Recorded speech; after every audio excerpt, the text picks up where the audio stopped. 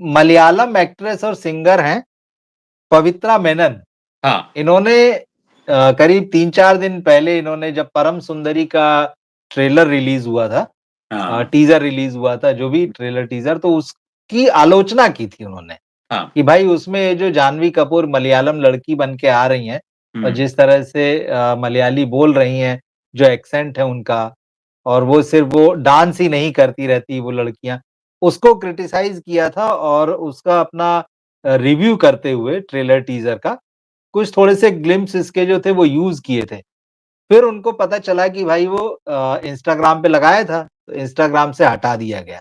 तो उनके पास आया कि जो थर्ड पार्टी का ऑब्जेक्शन जो है, कि थर्ड पार्टी का कॉपीराइट वाला जो मामला है, तो वो जो नोटिस मिला कॉपीराइट को लेकर, तो उनका वो वीडियो हटा दिया गया। हाँ, हाँ। हालाँकि उन्होंने अब उसको री-अपलोड कर दिया गया, पर उन्होंने हुँ। इसके बारे में बाकायदा फिर वीडियो बनाया और शिकायत की।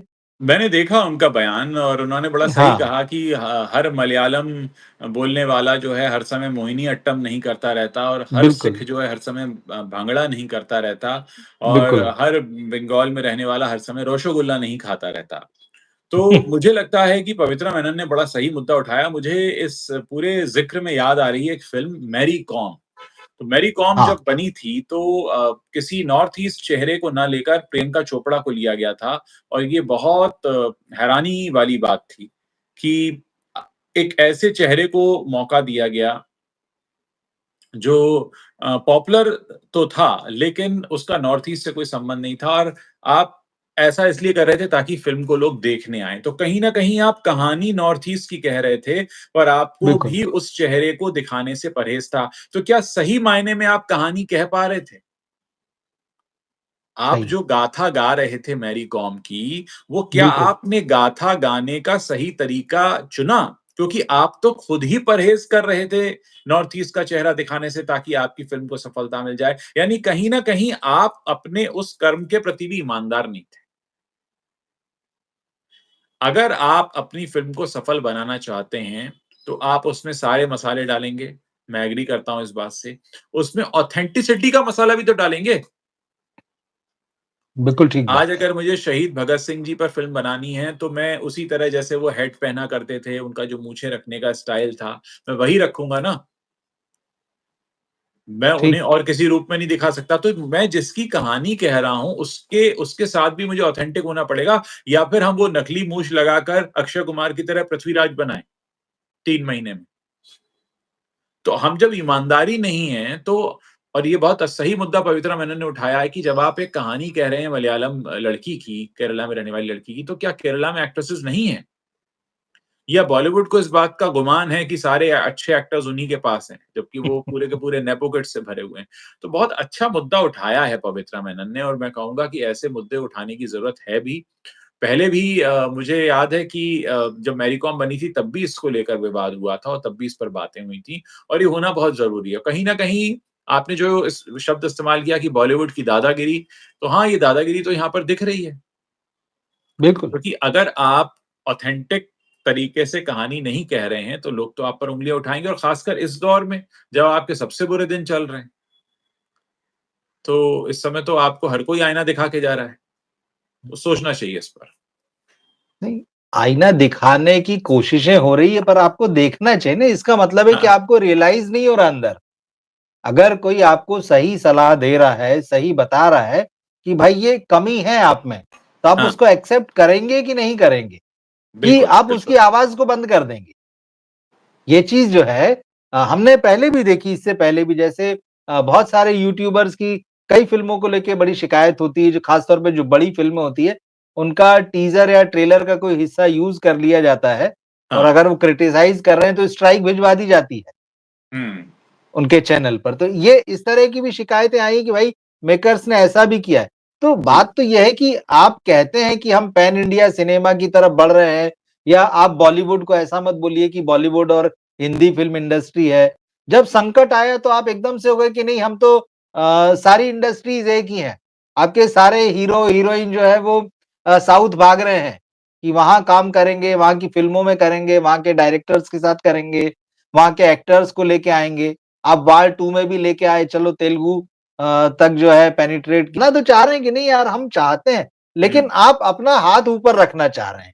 इसमें एक अपर एंड बात हमारा कहूँगा, होना चाहिए। ऐसा जी। क्यों होता है? जब नियत में खोट हाँ। होती है तो ऐसा होता है सर। जब हुँ। आपकी नीयत साफ नहीं होती है, जब आपकी नीयत में खोट होती है, यानी आप जो कर रहे होते हैं, आप उसके प्रति पूरी तरह से सत्यनिष्ठ नहीं होते हैं, तो फिर ये गड़बड़ियाँ आती हैं, क्योंकि आपकी नीयत में ही खोट है। आप जी। असल में साउथ के साथ मिलकर काम नहीं करना चाह रहे हैं। आप असल में एक ऐसा रास्ता ढूँढ रहे हैं जिससे किसी तरह से प्रॉफ़िट आपकी जेब में आ जाए। तो यहाँ पर आपकी नीयत में खोट है।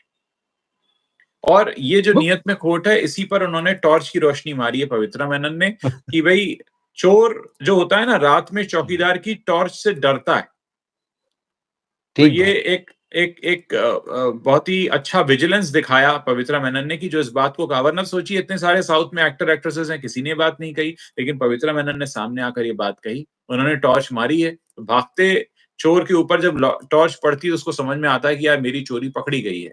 तो बॉलीवुड की एक और चोरी पकड़ी गई है और आपके सब तक ईमानदार हैं तो 29 अगस्त को जब पिक्चर रिलीज़ होगी तो पता लग जाएगा। बिल्कुल, बिल्कुल।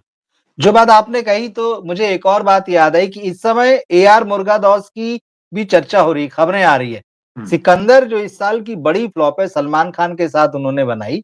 अब वो धीरे-धीरे थोड़ा-सा बोल रहे हैं कि सलमान खान जो है वो सुबह 8 बजे का शूट है तो रात को 8 बजे आ रहे हैं।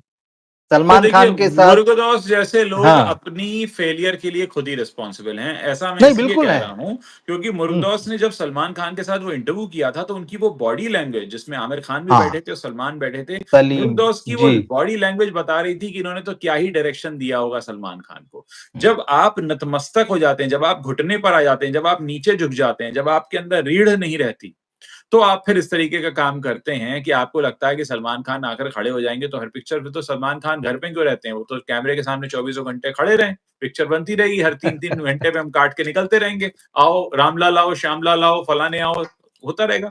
लेकिन ऐसा होता नहीं ना, ऐसा होता नहीं। दिन में तो 24 घंटे हैं, अगर 10 घंटे भी सलमान सोते हैं, तो 14 घंटे में 3-4 फ़िल्में तो बन ही सकती हैं उनकी 3-3 घंटे की। तो मुद्दा ये है कि आपको वहाँ पे खड़े होके कुछ उनसे करवाना होता है। और मुझे मुर्गदौस का इंटरव्यू देखकर बड़ी निराशा हुई थी, बहुत डिसअपॉइंटमेंट हुआ था और मैं ये चाहता हूँ कि बात उन तक पहुँचे कि वो बिल्कुल भी डायरेक्टर की तरह दिखाई नहीं दे रहे थे उस इंटरव्यू में। बिल्कुल ऐसा लग रहा था कि जैसे सलमान ही उन पर हावी हो रहे हैं, सलमान उनका मज़ाक उड़ा रहे थे। तो मतलब देखिए, डायरेक्टर का मीडियम कहा गया फ़िल्मों को और ये भी कहा गया कि डायरेक्टर जो है कैप्टन ऑफ द शिप होता है और ऐसा कैप्टन ऑफ द शिप है जिसका कोई भी माखौल उड़ाकर जा रहा है, उन्होंने क्या फ़िल्म बनाई होगी? आज मुझे उनकी वो बयान जो आप बता रहे हैं, मैंने भी पढ़ा हुँ, हुँ। अखबारों में, जी। पर मुझे कोई हैरानी नहीं हुई कि ऐसा हो हुँ, रहा था हुँ। क्योंकि वो इंटरव्यू जो उनका है, वो चीख-चीख कर कह रहा है कि वो सलमान खान को निर्देशित नहीं कर पाए होंगे। क्योंकि वो कहीं न कहीं घुटनों पर थे और जो उन्होंने एक और बात कही वो मुझे और हैरान करती है, वो कुछ दिन पहले मैंने जी। पढ़ी थी अखबार में, जिसमें उन्होंने ये कहा कि साहब मैं अंग्रेज़ी में अनुवाद करता हूँ पहले बिल्कुल, बिल्कुल। अपनी भाषा से और फिर अंग्रेज़ी से फिर हिंदी में करता हूँ, तो किसी भी लैंग्वेज की हर हर लैंग्वेज की, कोई भी दुनिया की लैंग्वेज हो, उसका अपना एक व्याकरण होता है, उसकी अपनी एक लय होती है और उसे आप जब एक से दूसरे और दूसरे से तीसरे में ट्रांसफ़र करते हैं, तो आप उसकी भाषा के मूल रूप से बहुत दूर जा चुके होते हैं। अगर मैं हिंदी में समझकर तमिल बनाऊँ या तमिल में समझकर हिंदी बनाऊँ, डेफ़िनिटली मैं उससे कहीं दूर चला जाऊँगा और यही गलती हुई है उनके साथ। तो ये तो है। बहुत बहुत इम्पोर्टेंट चीज़ होती है भाषा और जिस तरह से उन्होंने कहा कि सलमान बहुत लेट आते थे और दिन का शूट रात में करना पड़ा, तो ये तो बताता ही है कि सलमान अपने काम को लेकर कितना सीरियस हैं, तभी उनकी फ़िल्में लगातार पिट रही हैं। पिछले 8 साल से उन्होंने एक भी हिट फ़िल्म को नहीं देखा है, तो सलमान खान के करियर का जो हश्र है, उसके लिए भी वो खुद ही ज़िम्मेदार हैं। और मुर्गदौस भी ज़िम्मेदार हैं कि उन्होंने ऐसी बेकार की फ़िल्म उन्होंने बनाई और अपनी जगहज़ाही कर पाई। देखिए, ये जो चीज़ आपने कही ना और जो भी पूरा घटनाक्रम हमको दिख रहा है, ये साउथ के और बॉलीवुड के दोनों के मेकर्स और जिसमें एक्टर्स और डायरेक्टर दोनों शामिल हैं, बिल्कुल सोचने वाली बात है। बॉलीवुड या हिंदी सिनेमा जो है, इसके पास ऑडियंस है, बड़ा है और यही लालच जो है, वो साउथ के स्टार्स को, एक्टर्स को लाता है। आदिपुरुष में प्रभास आ गए। आप देखिए कितना बुरा हश्र हुआ उस फ़िल्म का। वो लोग इसी हँसते हैं लालच में लोग हाँ, हँसते हैं। लोग हँसते हैं। फिर इसके बाद में वार 2 में हमने देख लिया। आरआरआर से जो इमेज जूनियर एनटीआर की हिंदी के भी दर्शकों में बनी थी। हुँ। एक तो पहले वो देवरा उन्होंने पिछले साल रिलीज़ कर ली थी सितंबर में, हाँ। जानवी कपूर के साथ आके तो वहाँ उनका थोड़ा जादू कम हुआ था। वार 2 में तो साबित ही हो गया कि नहीं यार आप यहाँ के लायक नहीं। तो वो ऑडियंस के लालच में आना या अच्छा काम करना है, अच्छा सिनेमा है, हम अच्छे लोगों के साथ काम करेंगे वो अलग चीज़ है। और ये सिनेमा की ये सारी चीज़ें ये हमको बता रही है, कि एक तो लालच भी नहीं चलेगा और ये भी नहीं चलेगा कि हम डिक्टेट करेंगे। क्योंकि वार 2 की एक खबर मैं ये भी पढ़ रहा था जो मीडिया में आई है, कि वार 2 की जो कहानी आदित्य चोपड़ा ने लिखी जो प्रोड्यूसर हैं, उनको वहाँ पर कन्विंस कर लिया जूनियर एनटीआर ने कि नहीं भाई, आप मुझे विलेन तो बना रहे हो, लेकिन आखिरी में मरूँगा नहीं मैं। मुझे मारना मत मेरे कैरेक्टर को। क्योंकि तेलुगु ऑडियंस जो मेरे फैन्स हैं वो इस बात को पसंद नहीं करेंगे, फ़िल्म का विरोध होगा, फ़िल्म नहीं चलेगी। अब ये जो जब आप अब चल समझौते गई, करते अब चल हाँ? गई, अब भी तो नहीं अब चल चली। गई। अब भी नहीं तो देखिए चली। ये जो जब स्टारडम आपके यहाँ घुस जाता है ना, तो जो यहाँ होता है वो अपना स्थान छोड़ देता है। तो यहाँ बिल्कुल, जो है वो अपने स्थान पर रहे, इसके लिए स्टारडम को हमें यहाँ नहीं चढ़ने देना होता है। जूनियर एनटीआर को नॉर्थ में तो मुझे नहीं लगता कोई सफलता मिलने वाली है। जिस तरीके का उनका नहीं लग पर्सोना बिल्कुल। है, जिस तरीके का देखिए क्या है, स्टार के लिए लुक बड़ा मैटर करता है, ये हम सलमान खान को देख के समझ सकते हैं। सलमान खान अपने 35 साल के करियर में आज तक एक्टिंग करना नहीं सीख पाए, लेकिन तब भी शर्ट उतार-उतार के उन्होंने फ़िल्में तो कर ही ली ना। कैसे भी करके बिल्कुल, अपने निर्माताओं को 8 साल पहले तक तो पैसा दिलवा ही रहे थे, पिछले 8 साल से फ्लॉप चल रहे हैं। लेकिन मुद्दा ये है कि जूनियर एनटीआर मुझे नहीं लगता कि नॉर्थ की जनता के लिए उतना सूटेबल हैं एज़ अ स्टार मटीरियल। और फिर क्या होता है कि जब आप साउथ के बहुत बड़े ब्रांड होते हैं तो फिर आपके अंदर आपको लेकर एक्सपेक्टेशंस भी वही होती हैं। लेकिन वो एक्सपेक्टेशन आप पूरी कर नहीं पाते हो। फिर आपने जैसा कहा कि उन्होंने ये कहा कि मैं अगर उसमें मर जाऊँगा तो ऑडियंस एक्सेप्ट नहीं करेगी। तो आप सोचिए कि यहाँ पर क्या है, यहाँ पर भी स्टारडम है। तो जब यहाँ पे भी हुँ। स्टारडम है, तो आप समझ ही लीजिए कि फिर क्या होगा। तो अब तो ईश्वर ही मालिक है, अब ऐसे लोगों को क्या ही समझाया जाए। मतलब ना आपको राइटर पे भरोसा है, ना आपको डायरेक्टर पे भरोसा है। आपको सिर्फ़ अपने स्टारडम की चिंता है और उस स्टारडम का कोई भरोसा वो नहीं है। स्टारडम भी खोखला है क्योंकि वो स्टारडम सिर्फ़ आपके दिमाग बिल्कुल। में है, मैं यही बताने की कोशिश कर रहा हूँ कि स्टारडम जी, जी, यहाँ जी। है, अगर वो वहाँ हाँ, होता तो कुछ और हो गया होता। स्टारडम क्या हुआ है कि स्टारडम सिर्फ़ यहाँ रह गया है बिल्कुल। और यहाँ स्टारडम आने की वज़ह से जो जो चीज़ यहाँ होनी चाहिए थी, वो यहाँ से निकल गई, कहीं चली गई और। तो आप जो है स्टारडम के हिसाब से सोच रहे हैं, स्टारडम कहीं है नहीं। तो आपका हाल जो हो रहा है, ये ऐसा हो चुका है। बड़े अफ़सोस की बात है। बिल्कुल, मतलब पैन इंडिया फ़िल्में बन सकती हैं, लेकिन उसमें किसी भी तरह का कॉम्प्रोमाइज़ नहीं चाहिए, बहुत ईमानदारी से आपको सामने आना होगा और बॉलीवुड को भी सीखना पड़ेगा कि उनकी रिस्पेक्ट करें और उनको भी सीखना होगा कि रिस्पेक्ट करें। सिर्फ़ प्रोजेक्ट बनाकर तो वही गलती बॉलीवुड कर रहा था पहले भी, चाहे आप किसी के भी साथ काम करो। और हाँ। दूसरा बॉलीवुड को या कोई भी फ़िल्म में करो, उसको लोगों की सुनना आना पड़ेगी।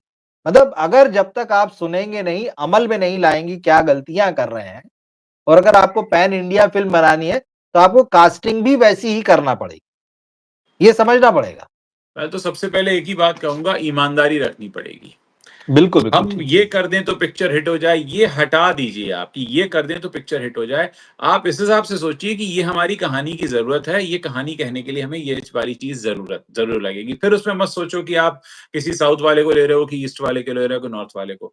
मैरी कॉम बनाते वक़्त अगर ये सोचा जाता कि हमें इसमें एक नॉर्थ ईस्ट का चेहरा चाहिए, तो वो ईमानदारी होती है, लेकिन वहाँ पे वो ईमानदारी नहीं हुई।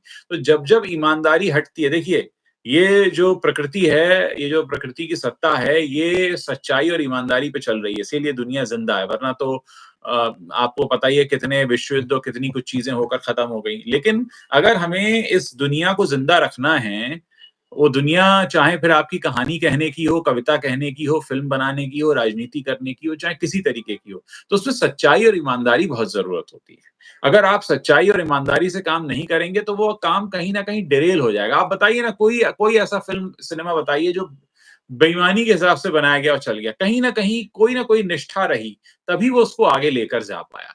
तो ये बहुत ज़रूरी होता है। अब इनको समझने में शायद कई और फ्लॉप्स लगेंगी, क्योंकि समझने के लिए भी दिमाग चाहिए और जहाँ दिमाग होता है, वहाँ स्टारडम घुस गया है, तो आदमी सोचे कहाँ से?